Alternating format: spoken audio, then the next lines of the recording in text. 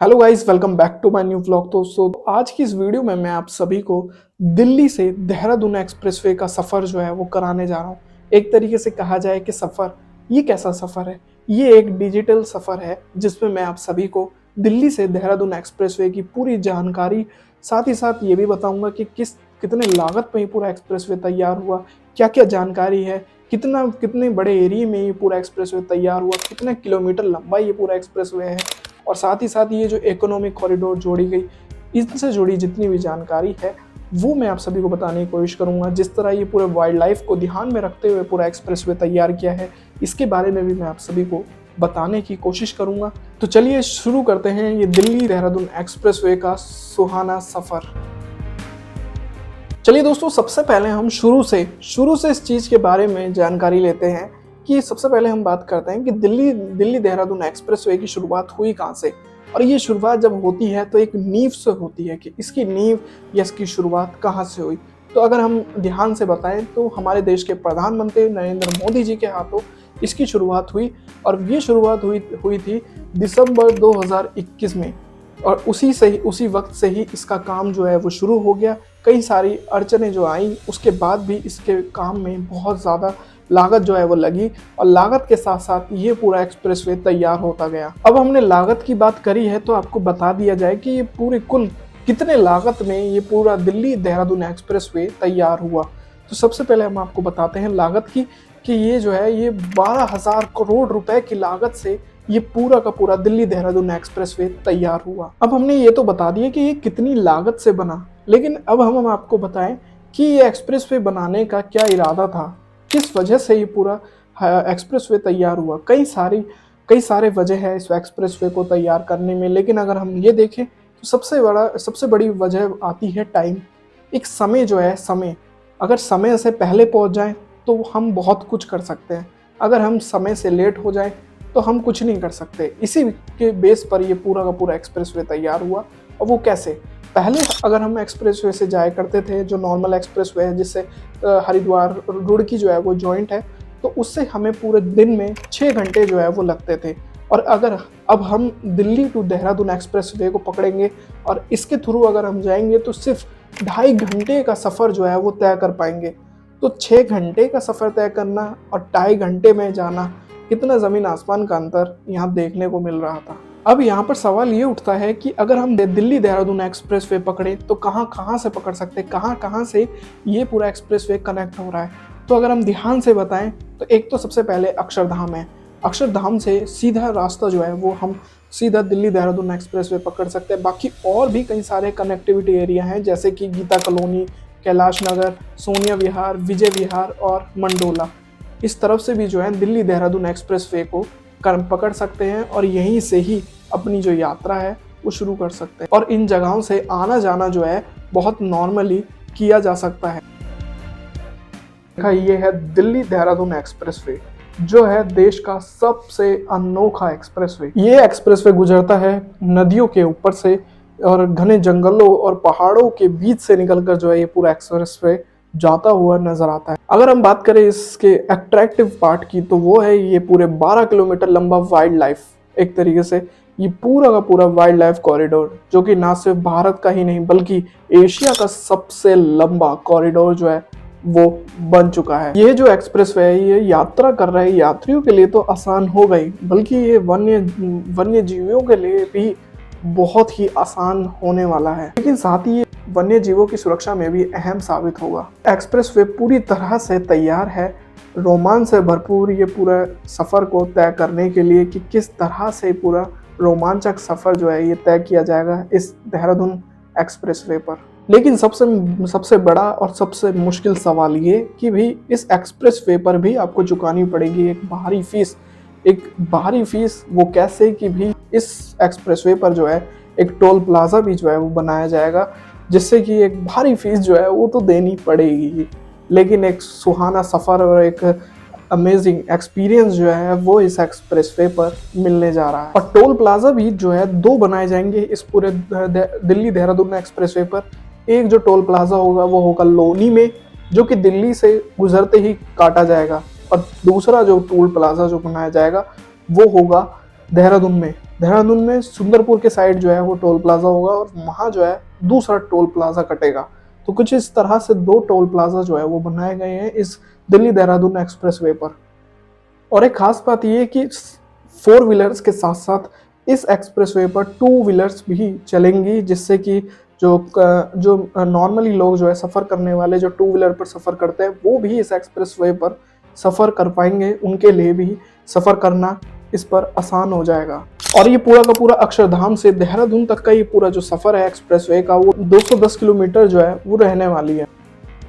और बात रही 210 किलोमीटर तक, ये थी अक्षरधाम से पूरे देहरादून एक्सप्रेसवे तक की। लेकिन आपको ये चीज़ पता होगी कि ये पूरा सहारनपुर गणेशपुर से लेकर आसारोड़ी देहरादून तक इसका पूरा लास्ट जो है ये पूरा सेशन जो है फेज 4 जो है वो रहता है, जो कि सहारनपुर से देहरादून तक का सफ़र है। अगर हम बात करें गणेशपुर सहारनपुर से लेकर देहरादून की किलोमीटर की कितना अंतर जो है वो आ रहा है, तो एक तरीके से देखा जाए तो ये कुल 20 किलोमीटर के दायरे में जो है पूरा एक्सप्रेसवे तैयार है। अगर हम बात करें इस पूरे एक्सप्रेसवे में बदलाव की, अगर हम समय में पीछे जाकर देखें तो हमें कुछ एक्सप्रेसवे कुछ इस तरह दिखाई देते थे कि पूरे घुमावदार रोड हुआ करते थे पहाड़ों पर। देहरादून में अगर हमने देखा होगा तो पूरे घुमावदार रोड जो है वो होते हैं, कई लोगों को चक्कर आने लग जाता था ऐसे एक्सप्रेसवे पर। लेकिन इस बार और अब की बार जो ये पूरा दिल्ली देहरादून एक्सप्रेसवे बना है, इस पर एक बड़ा बदलाव ये कि ये पूरा जो एक्सप्रेसवे सटैक सीधा जो है वो बना हुआ है और बहुत ही नॉर्मली लेंथ में जो है घुमावदार बना हुआ है, जिससे कि कोई नॉर्मल दिक्कत भी नहीं होगी और सफ़र जो है और भी रोमांचक होता हुआ नजर आएगा। ये एक बड़ा डिफरेंस जो है हमें आज के समय में और पहले के एक्सप्रेसवे में, ये अंतर हम सभी को देखने को मिल ही रहा है। और साथ ही इस एक्सप्रेसवे में 3 लेन वाली टनल जो है वो तैयार की गई है और इसकी लेंथ जो है वो मैक्सिमम 340 मीटर जो है वो रहने वाली है। और ऐसा नहीं है कि हर टनल के साथ में जो है एक और टनल भी है, क्योंकि भाई जब ये एक्सप्रेसवे बन रहा था तो उसके दौरान और भी एक और टनल भी थी, जो कि उनका फेस जो है वो दो फेसेस में जो है वो बनाई गई थी। उनके मीटर्स जो है वो कम थे एक तरीके से। लेकिन ये जो दूसरी टनल है, पुरानी जो टनल है, इसको बंद कर दिया जाएगा और आवाजाही के लिए इस्तेमाल किया जाएगा, आने और जाने के लिए। लेकिन जो आपको बातें बताई थी टोल प्लाजा को लेकर के, टोल प्लाजा तो बनाए जाएंगे, अब टोल प्लाजा पर कितने टोल काटे जाएंगे ये तो आने वाला समय ही बताएगा। लेकिन 4 व्हीलर के साथ साथ यहाँ पर 2 व्हीलर्स की भी टोल जो है वो कटा करेंगे। और इसका जो टोल प्लाजा है वो सुंदरपुर यूपी में ही टोल प्लाजा तैयार हो रहा है, जिससे कि सभी के टोल जो है वो कटा करेंगे। अगर दोस्तों आप सहारनपुर से अगर एंट्री कर रहे हैं, दिल्ली सहारनपुर से अगर जा रहे हैं, तो एलिवेटेड रोड जो है वो शुरू होने वाली है, जिससे कि एलिवेटेड रोड जो है वो वहाँ से ही हमें देखने को मिल जाएगी। अगर हम देहरादून से आ रहे हैं तो देहरादून से आते हुए ये एलिवेटेड रोड खत्म हो जाएगी। कुछ इस तरह से ये पूरी एलिवेटेड रोड है वो तैयार की गई है। इसकी स्टार्टिंग पॉइंट सहारनपुर से ही स्टार्ट है और ये पूरा का पूरा जो एलिवेटेड रोड है, ये पूरा 12 किलोमीटर के आसपास पूरा एलिवेटेड रोड जो है वो तैयार होगा। इसी के साथ में 6 एनिमल अंडरपास जो है वो तैयार किए जाएंगे और 2 एलिफेंट अंडरपास जो है वो तैयार किए जाएंगे। और इस पूरे 20 किलोमीटर फेस में जो भी पूरा एरिया बनाया गया है, उसमें हमें ज़्यादातर 7 किलोमीटर के एरिया में ही हमें ये सब देखने को मिलेगा कि ग्राउंड जो है वो टच करता हुआ एक्सप्रेसवे नजर आएगा, वरना पूरा एक्सप्रेसवे जो है वो पूरा का पूरा एलिवेटेड ही रहा है। बाकी पूरा 13 किलोमीटर का जो पूरा रोड है वो पूरा का पूरा एलिवेटेड रोड, ब्रिज और अंडरपास के थ्रू जो है वो पूरा तैयार किया गया है। बाकी 5 किलोमीटर रोड जो कि पुराने रोड हैं उनको अलाइनमेंट कर कर इस्तेमाल में लाया गया है। अब हम बात करते हैं एलिवेटेड रोड की, कि एलिवेटेड रोड जो है किस तरह तैयार जो है वो किया गया है। एक तरीके से एलिवेटेड रोड की बात करें तो एलिवेटेड रोड जो है वो 600 पेयर्स यानी कि 600 पिलर्स पर पूरा तैयार किया गया है। 600 पिलर्स पर ही इसकी पूरी ताकत है वो लगी पड़ी है, इन पिलर्स पर ही। और ये कुछ इस तरह से बना है कि अगर ज़्यादा संख्या में गाड़ियों का सफ़र अगर इस पर होता है तो ये ज़्यादा डैमेज भी नहीं होगा। तो ये बड़ी ख़ास बात जो है इस एलिवेटेड रोड की निकल कर सामने आती हुई नज़र आ रही है। और ये पूरा का पूरा एलिवेटेड रोड जो है ये नदी के किनारे से सटैक चलता हुआ घने जंगलों से गुजरता हुआ नज़र आता है। साथ में नदी बेशक सूखी भी हो, लेकिन एक नदी जो है वो हर समय भरकर आती है और उसी के सटैक किनारे किनारे जो है ये पूरा एक्सप्रेसवे जाता हुआ देहरादून तक नज़र आता है। एक जो एक्सप्रेसवे है जो कि हरिद्वार रुड़की से क्रॉस होता हुआ देहरादून जाता था, उससे काफ़ी लंबा समय जो है वो तय कर सभी को जाना पड़ता था यात्रियों को, और भारी सामान, भारी ट्रक जो है वो वहाँ से निकलते थे, जो कि काफ़ी ज़्यादा जाम में जूझते हुए निकलते थे। लेकिन अगर अब ऐसा एक्सप्रेसवे अब जब तैयार हो गया है, तो सटक सीधा रास्ता जो है वो देहरादून जाएगा, जिससे कि काफ़ी कम समय में ज़्यादा फ़ायदे जो हैं वो इस एक्सप्रेसवे पर मिलते हुए नज़र आएँगे, जिस पे एक्सप्रेसवे पे काफ़ी ज़्यादा फ़ायदे जो हैं वो मिल भी रहे हैं। और साथ ही साथ समय भी बचेगा इसमें, और ट्रांसपोर्टेशन कॉस्ट भी जो है वो कम आएगी। अब जब भाई इस चीज़ में इतना ज़्यादा इन्वेस्ट और इतना ज़्यादा फ़ायदा अगर मिलेगा, तो भाई इसीलिए इससे दिल्ली देहरादून एक्सप्रेसवे को, इधर के एरिया को जो कि सहारनपुर से जुड़ रहा है, इस एरिया को इकोनॉमिक कॉरिडोर भी कहा गया है। साथ ही साथ ये जो एक्सप्रेसवे है, ट्रांसपोर्टेशन में तो आसानी बढ़ते गई है, बल्कि इसके साथ साथ जो चारधाम यात्रा है उसमें भी आसानी पड़ेगी, क्योंकि चारधाम यात्रा और जितने भी पर्यटक स्थल है उनको वहाँ तक जाने के लिए हमें देहरादून तक तो जाना होता ही है। तो इसीलिए ये रास्ता बहुत ही आने वाले टाइम में, जब चारधाम की यात्रा ओपन होंगी, पर्यटक स्थल पर जाने वाले लोगों के लिए ये रास्ता एक बहुत ही आसान हो जाएगा। और जैसे इस एक्सप्रेसवे पर आगे बढ़ेंगे, तो यहाँ पर एक स्टील ब्रिज भी जो है वो देखने को मिलेगा, जिसमें कहीं ना कहीं देखा जाए ये ब्रिज सुरक्षा को लेकर भी ध्यानपूर्वक बनाया गया हो, क्योंकि इसके नीचे एक पुरानी रोड जो है वो चल भी रही है। तो हो सकता है कि ध्यानपूर्वक सुरक्षा के लिए भी ये बनाया गया हो, लेकिन कुछ भी है, ब्रिज अच्छा लग रहा है। बीच बीच में अगर ऐसी चीज़ें देखने को मिले तो एक मज़ेदार सफ़र और भी ज़्यादा रोमांचक हो जाता है। अगर हम बात करें आगे बढ़कर 6 लेन एलिवेटेड रोड की, कि उसमें किस तरह हमें बदलाव जो है वो देखने को मिल रहा है। एक तरीके से एक तारीफ रखने वाली बात है कि इतना ऊंचा जो है एलिवेटेड रोड जो है वो बनाया गया है, क्योंकि ऊंचा इसलिए क्योंकि जो पुराने जो रोड है, ब्रिज है, जो कि इसके नीचे से जो जा रहे हैं वो कितने नीचे थे, और अब अगर हम देखें ये एलिवेटेड रोड, तो भाई ये बहुत ही ऊंचा जो है ये ऑलरेडी अब बना दिया गया है। चलिए अब आगे बढ़ते हैं इस 6 लेन वाले पूरे के पूरे एलिवेटेड रोड के बारे में, कि इसके साथ में अगर हम देखें, दोनों तरफ रोड में जो है एक सर्विस लाइन भी बना रखी है, जिससे अगर कोई गाड़ी खराब हो जाए या कोई दिक्कत आ जाए तो साइड में गाड़ी भी लगाकर रुक सकते हैं। तो इस चीज़ का भी ध्यान जो है वो रखा गया है, वरना अगर हम देखें इतने शानदार एक्सप्रेसवे पर गाड़ियां बड़ी मुश्किल से रुक पाती है। अगर कोई दिक्कत हो जाए गाड़ी में, कोई समस्या आ जाए, टायर पंचर हो जाए, क्यों रुकने में बहुत दिक्कतें आ जाती हैं। लेकिन अगर इस तरह से 6 लेन वाले एक्सप्रेसवे में अगर कुछ इस तरह से सर्विस लाइन भी बना दी जाए साइड में गाड़ी रोकने के लिए, तो एक बहुत ही बढ़िया साधन जो है वो इस एक्सप्रेसवे में मिल जाएगा। अभी तक तो हमने बात करी इस पूरे के पूरे एलिवेटेड रोड के बारे में, एक्सप्रेसवे के बारे में, लेकिन हमने साइड में इसके नॉइज बैरियर पर ध्यान नहीं दिया। चलिए आपको ये भी बता देते हैं कि कुछ इस तरह से अगर हम साइड में देखें, तो कुछ स्टील के फॉर्म में पूरे के पूरे नॉइज बैरियर जो है वो, और साथ ही ऐसा लग रहा है कि पूरे एलिवेटेड एक्सप्रेसवे पर ही लगाए गए हैं, क्योंकि एक तरीके से यहाँ से जो है पूरा जंगल का इलाका, एक बाहरी जंगल का इलाका जो है, जिसमें कई जंगली जानवर, नॉर्मली जानवर जो है वो रहते हैं, तो उनके लिए अब यहाँ एक्सप्रेसवे चलेगा तो उनको भी तो दिक्कतें आएंगी, क्योंकि गाड़ियों के हॉर्न, शोर शराबा, ट्रकों की आवाज़, ट्रकों के हॉर्न भाई जानवरों के कानों को नुकसान भी दे सकते हैं।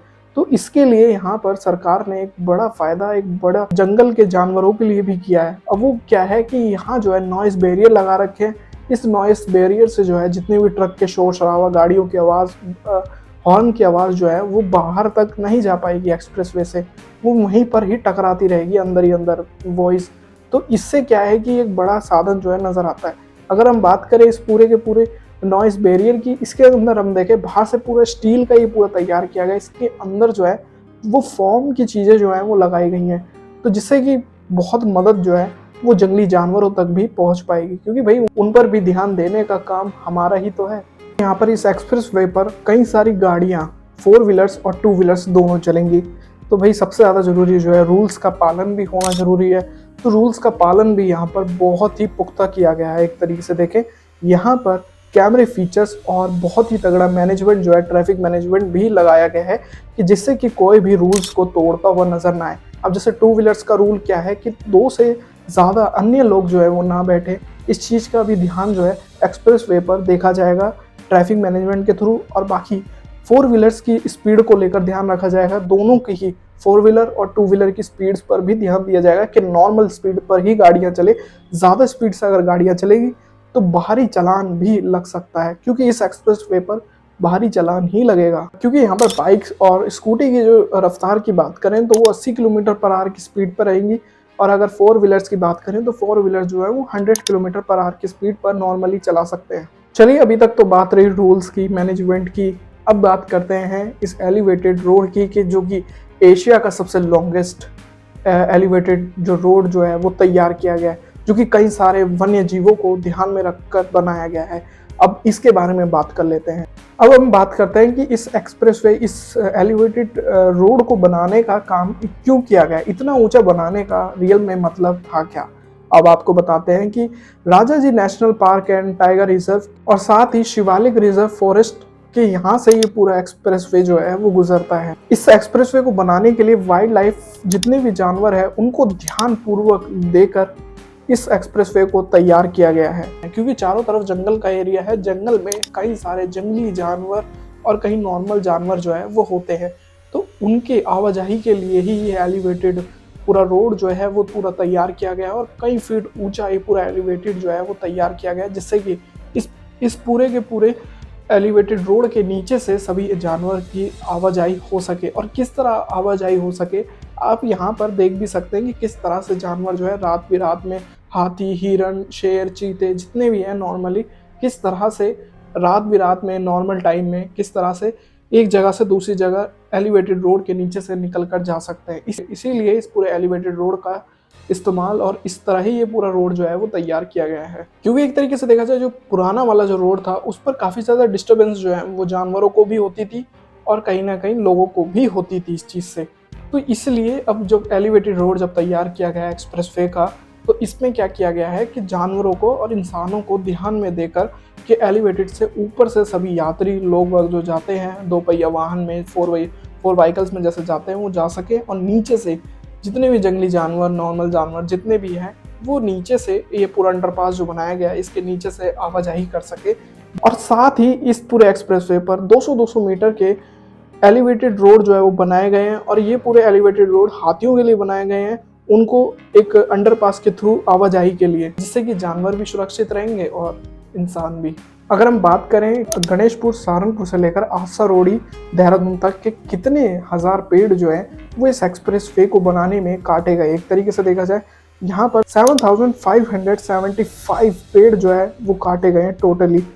अगर हम बात करें नॉर्मल जैसे उत्तराखंड और उत्तर प्रदेश अलग अलग जगहों की, तो यहाँ हम अगर देखें तो यहाँ पर उत्तराखंड में अगर पेड़ कितने काटे गए हैं, उत्तराखंड में 4983 पेड़ जो है वो काटे गए हैं। और उत्तर प्रदेश में अगर हम बात करें, उत्तर प्रदेश में 2592 ट्रीज जो है वो काटे गए हैं। तो कुछ इस तरह से जो है पेड़ काटे गए। लेकिन NHAI की एक ऑफिशियल एक तरीके से जानकारी ये है कि अगर यहाँ पेड़ काटे भी हैं तो कई लाख पेड़ लगाने का वादा भी यहाँ पर NHAI करती हुई नजर भी आ रही है। अब बात करते हैं लास्ट और आखिरी बात, और वो लास्ट और आखिरी बात क्या है कि ये कि भाई ये expressway, Delhi to Dehradun expressway, ये कब खुलने वाला है। तो अगर हम एक तरीके से ध्यान दें तो ये एक्सप्रेसवे जल्द ही ओपन हो जाएगा, दिसंबर की लास्ट या दिसंबर की स्टार्टिंग में ही ये ओपन हो सकता है। अभी तक कोई ऑफिशियल जानकारी यहाँ सामने नहीं आ पा रही है कि कब तक ये ओपन हो पाएगा। तो ये तो देखना रहेगा कि भाई कब ओपन होगा, और जब ये ओपन होगा तो एक ही अलग ही एक्साइटमेंट जो है जनता की नजर आएगी इस एक्सप्रेसवे से जुड़ी हुई। तो कहीं ना कहीं देखा जाए, मैंने आप सभी को नॉर्मल तरीके से ज़्यादा जानकारी देने की कोशिश करी कि दिल्ली देहरादून एक्सप्रेसवे बना किस तरह है, क्या क्या इससे कनेक्टिविटी है, किस तरह से इकोनॉमिक कॉरिडोर तैयार किया गया है, वाइल्ड लाइफ कॉरिडोर जो है वो जोड़ा गया है, जिससे कि जानवरों को भी दिक्कत ना हो और नॉर्मल इंसानों को भी, कि सभी का सफ़र जो है वो आवाजाही नॉर्मल हो सके। और किलोमीटर के साथ साथ ये भी बताया कि ये कितनी लागत में पूरा तैयार हुआ है। जितनी भी जानकारी थी, जितनी भी बड़ी छोटी जितनी भी जानकारी थी, वो मैंने आप सभी को देने की कोशिश करी इस पूरे दिल्ली देहरादून एक्सप्रेसवे कॉरिडोर से जुड़ी हुई। उम्मीद करता हूं दोस्तों आज की वीडियो आपको पसंद आई होगी। आज की वीडियो आपको पसंद आए, वीडियो को लाइक जरूर करें, चैनल पर नए आए तो चैनल को सब्सक्राइब करें। मिलते हैं दोस्तों ऐसी और नई वीडियो में, तब तक के लिए जय हिंद, वंदे मातरम।